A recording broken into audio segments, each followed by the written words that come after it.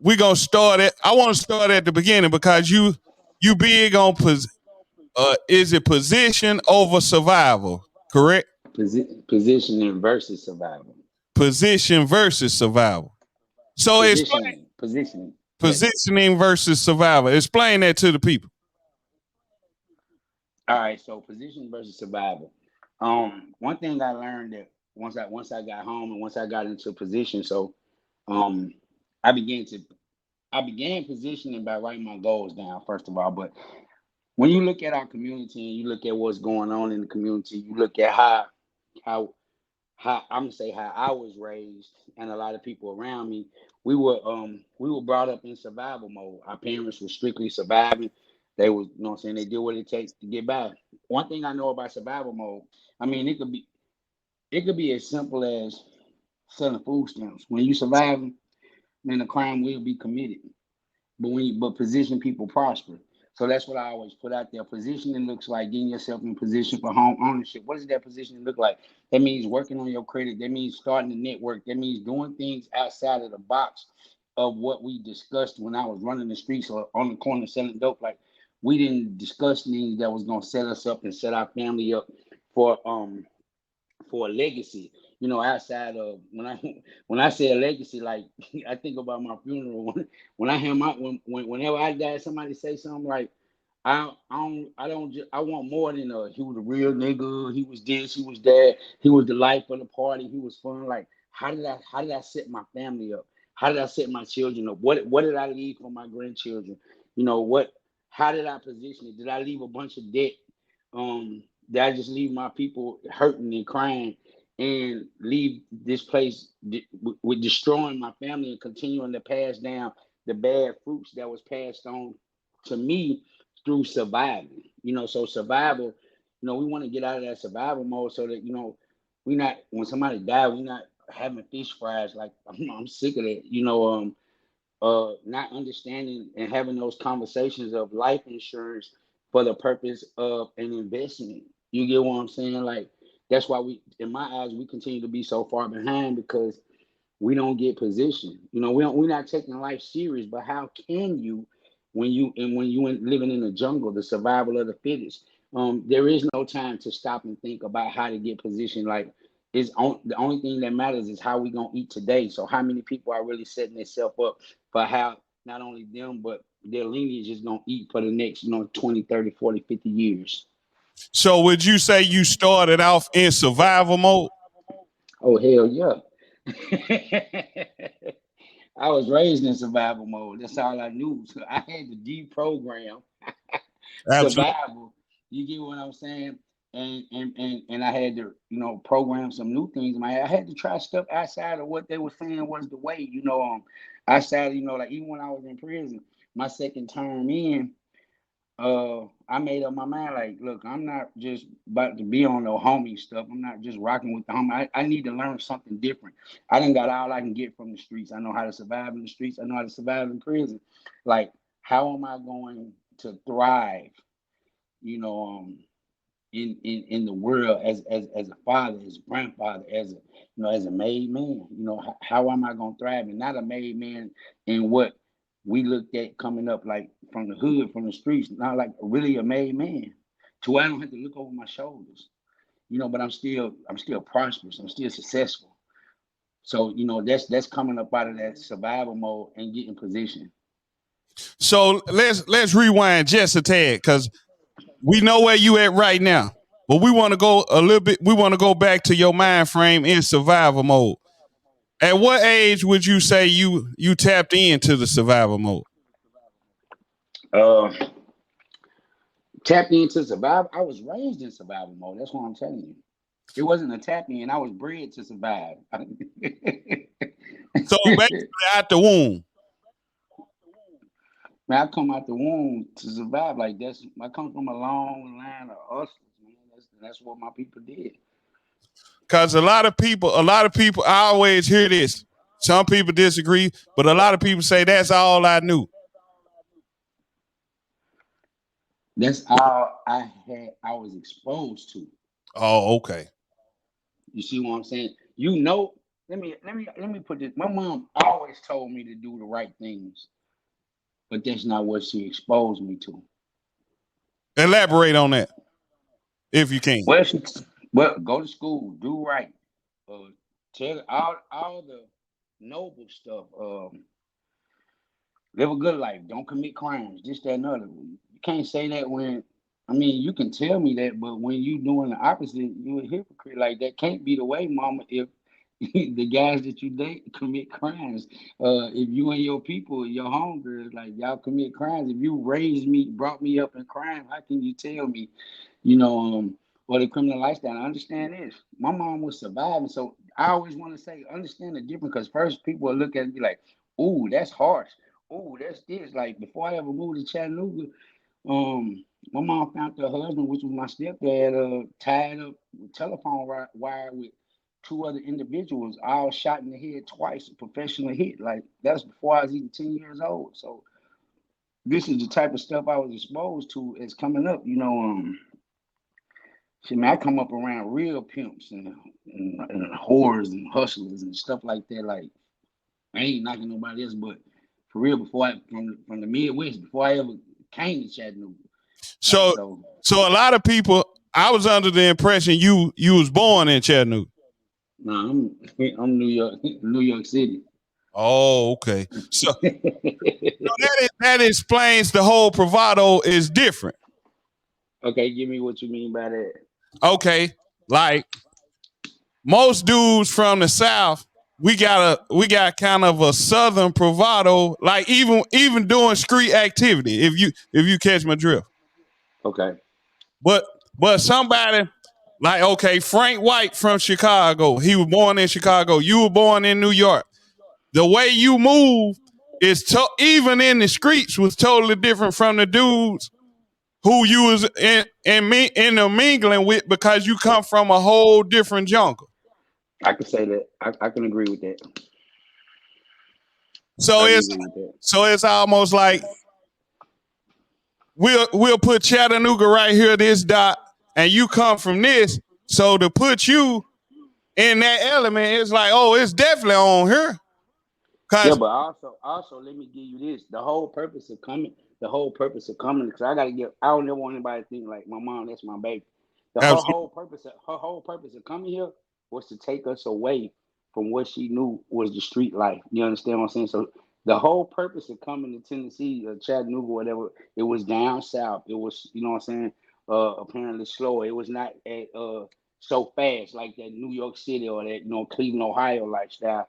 And so that's why we came here, but that's not quite how it worked out. So you can, because once again, I guess if she'd have came and lived a whole different type of way, or exposed me to a whole different something, but it was in her too. You understand what I'm saying? So and that's what, like, breaking the cycle, breaking the chains. You know, like I planted a lot of seeds that's and my children, and they not exempt. You know what I'm saying? Those seeds got to grow, bro. They got to grow. But the new seeds I plant got to grow too. You understand what I'm saying? So, it's a process, and I'm expecting, and I do look for the day when the new seeds more frequently are choking out those old seeds that I planted. It's gonna grow. You know what yeah, I'm saying? The old absolutely. one's gonna grow, the new one's gonna grow. So, but go ahead. Nah, I mean it's good to tap into that because a lot of people got to understand the whole struggle of it. Like I, I'm familiar with your story, but somebody who might be tapping into this might be like, okay, he's the brave effect, and that's it. But it took a lot to get you where you at today. Yeah, it took facing that mandatory life sentence. That's one of the things that it took, like, for real. But it's a lot behind that, like leading up to it. Some people they don't understand this. Like when I say this, and maybe this might help somebody's child. Absolutely. So when I was often, for somebody who follows me, they often hear me say that when I was young, going into the seventh grade, I had scholarships to go to Macaulay as well as Baylor. However, I flunked the test on purpose because I didn't feel like I belonged there. I didn't want to go there. It was not my environment. It was not what I was used to. However, by the time I'm facing my second federal prison sentence, I had began to tap in to, I guess, the smart side of me, as they would say, because I'm helping people with their cases, helping getting their attorneys off their case, helping them just understand like the laws, legal terms, understanding statute, understanding codes, and different rules and things like that that go on in that paperwork. That land of a foreign language to our people that commit crime. That language is very foreign Yeah, yeah. until that gavel hit that damn thing and it's our ass on the line. That. But however, when I began to help people, I was like, man, and I realized that I enjoyed it. What I'm getting at is, and then I asked my attorney one day, like she allowed me to be a partner on my case. And I asked her one day, like, why? Like, why do you use my stuff? And she was like, well, because you're a little unique, you're a little different. You actually know how to interpret law, you know how to state law, you know how to yada yada with law, this, that, and the other. And it was then after a few conversations with her that I was like, fool, do you remember you were smart? Like you gave that up. And so what I'm getting at is I can remember once I gave that up because it wasn't popular to be smart. It wasn't popular to be a nerd. I was a little fat kid with a Jerry curl and braces at the time. I was living out there in Allen Park Project, 236 West 34th Street Circle. All right. That's where I was living at. And I remember I was like, I gave that up and then began to do what it took to be chosen, to be picked, to be noticed. And so I had to wake up one day looking at myself in the orange jumpsuit like, dang, Joe, man, that's who you really are. Man, you mean to tell me you've been spending 20 some years of your life faking? Wow. So I'm here to say, like, because people just say, man, you different, this, that, and other. And so I love this new person that I am. Like, I do this. I don't have to get up and try to do this. I don't have to get up and try to be Joe Jenkins. You know what I'm saying? I guess I had practiced how to be Citico Joe so long, I didn't have to get up and be that neither. But it came with a lot. What I'm just saying is I gave up who I really was and adopted the streets and adopted everything that came with it. And then when I look back, I was like, I had dumbed myself down. No disrespect, you know what I'm saying, to the street culture or nothing like that. But instead of striving to be the best that I could be, instead of striving to be different, instead of embracing that I didn't have to be like everybody else, I wanted to blend in so that I would be accepted by everybody else. And doing that, I guess I did that well. But when I look back, I'm like, man, you were faking, man. Like you gave up who you really was in order to be this image over here. So based on your own admission, you would say Citico Joe was the dumbed down version of you faking to be accepted by the public. I guess I would have to accept that. Wow. So going it, I gotta have a shot at that one. That man put me on blast like that. Let's go. Nah, I mean, we want to get it to him real because you want to think about this. A lot of dudes just think of how many Joe Jenkins out there who done dumbed themselves down to be accepted by the streets and don't ever tap back in. Man, I mean, just think about it. People always talking about how much talent is in prison. You know what I'm saying? You get in there and you be blown away. The guys that get up there and blow a song in the choir or in the talent show or something like that, the guys that get in there and start drawing and you never knew that they could draw, but they've been doing all this other stuff, committing crime, not taking the time to tap into who they really are. Other attorneys, other people, like how many success stories come out of prison and you be like, whoa, and they be that's who they were. It was in them all along. Yeah. Whether they want to look at it as dumbing down or not exploring or whatever it was, like I was a child, so I really didn't know. But when I look back, I was like, man, you gave all that up to be accepted. You know what I'm saying? You start being the class clown, you know what I'm saying, for attention. Like in a lot of our youth today. So yeah, if I could tell another, like, man, be who you are. And if you are unique, most of the weirdos, most of the billionaires and millionaires that we look at, they appear to be weirdos to us anyway. They don't fit in with everybody else. That's it's deep because think about this. So how much I'm gonna go back to the different stints, but how much time spent behind bars before you would you say before it clicked? If you can add up the time, how So so so I did the 8 on the 10 first. okay. And then I was facing the mandatory life, but I walked away with the 5 year. They offered me 5 year plea. With the condition that I could get this. It was a conditional plea, and the condition was I could continue to fight the wiretap. In the appeal court in the appeal.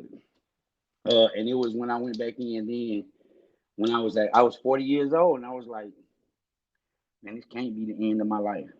Like I had to be created to do something more than serve time. Like I did my life, it can't be designed for me to die in prison.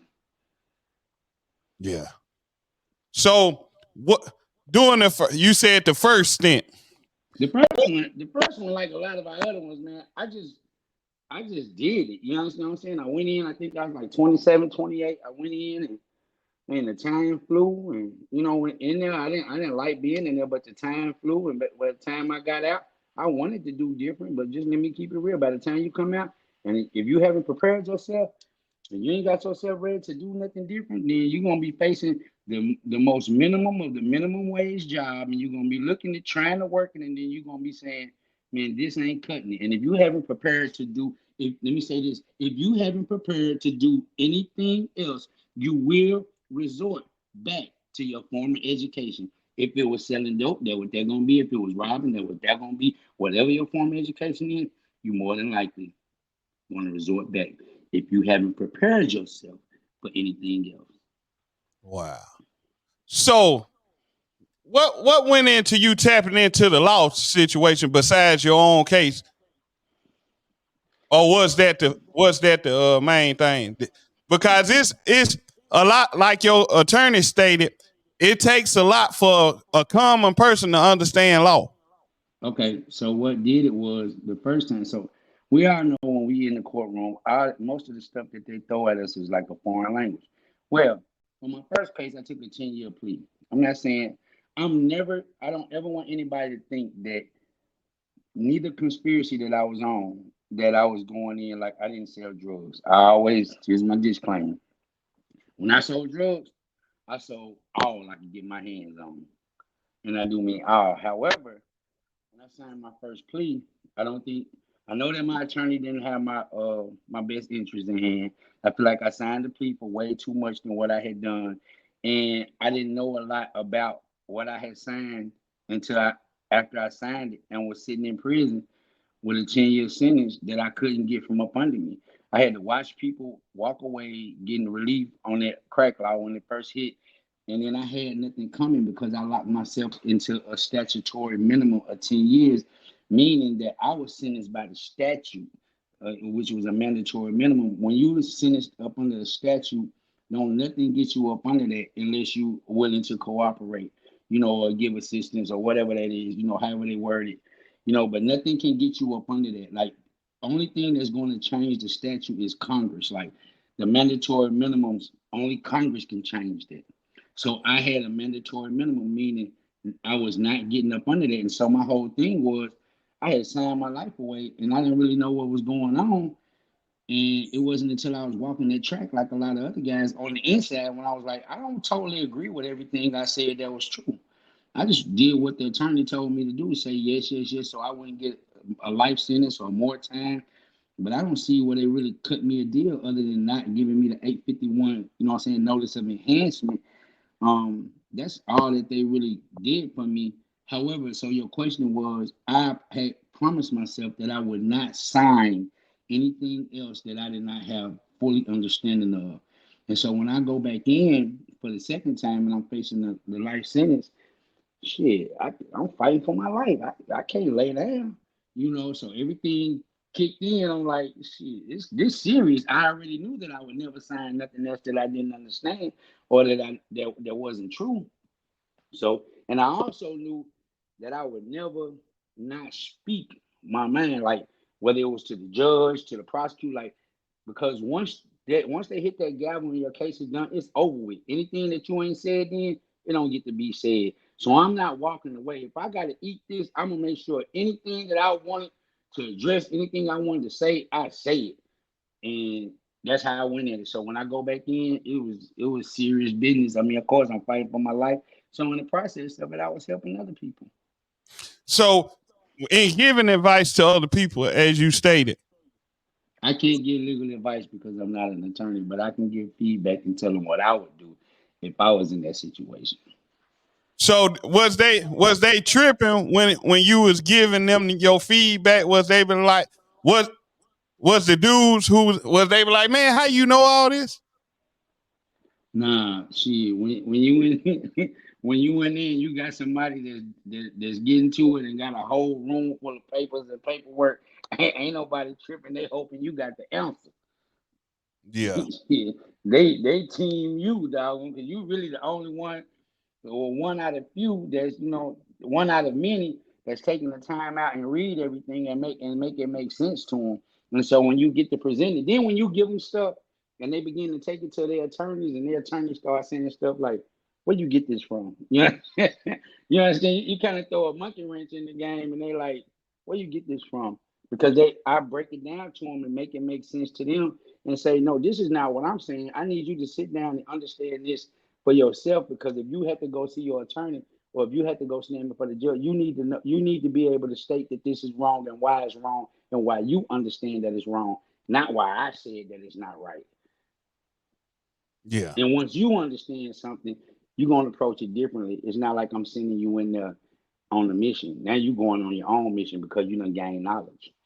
So would you say the most of the people who take a plea in the federal system do it ignorantly or basically do it blindly without fully understanding what they accepted, like you did on your first term? Absolutely. I like to say the majority.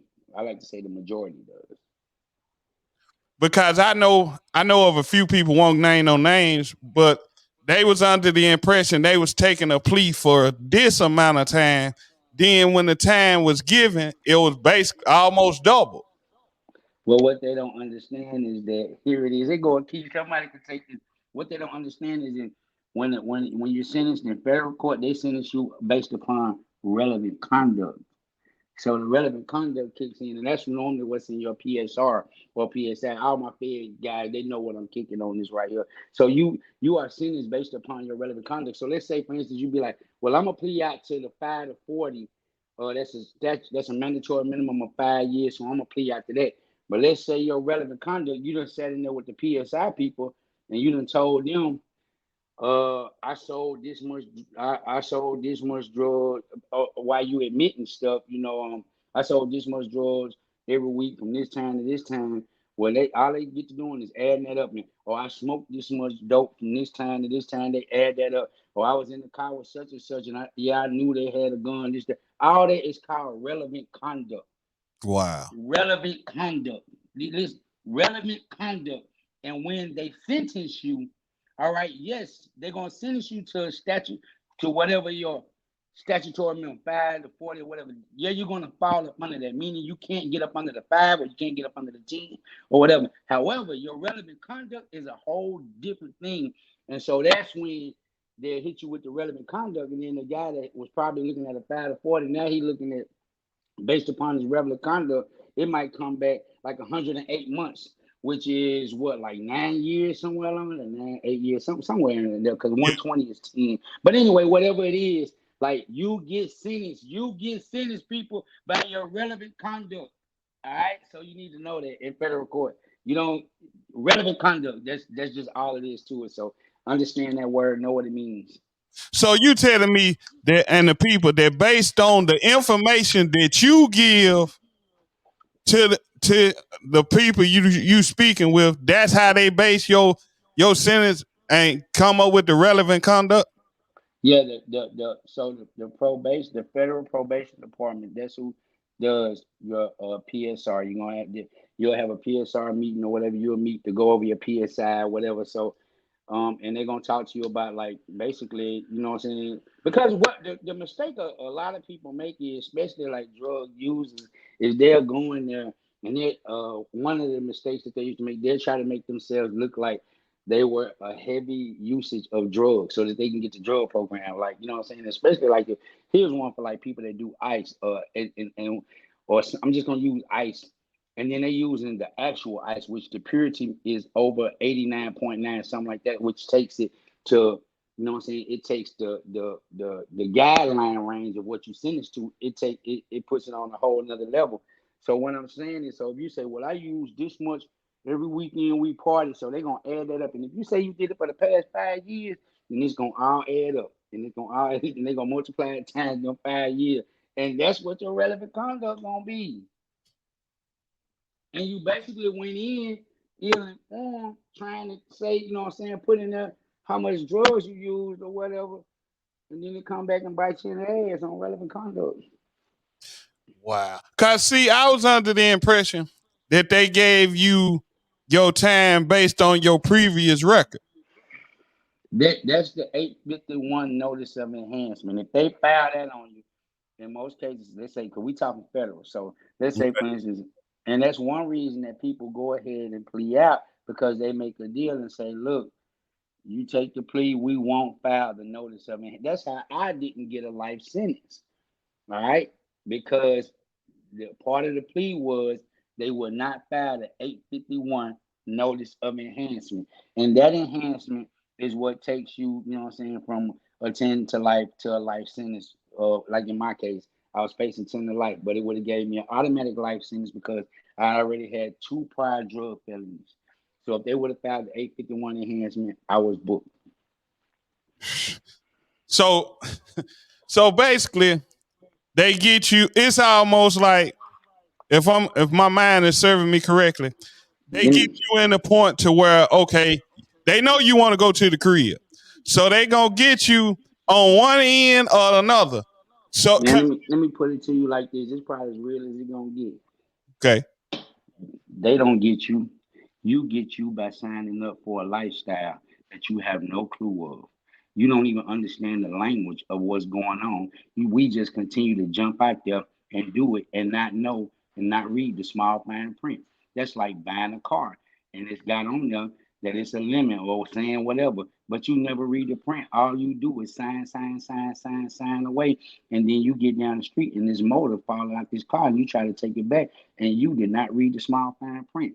At this point, we gotta quit letting other people and looking for other people to do our work for us. And if you're gonna sign up for a lifestyle of crime, then I suggest you know what you're signing up for and read those laws and know what you're facing. That is your responsibility. The law is knowable to everybody.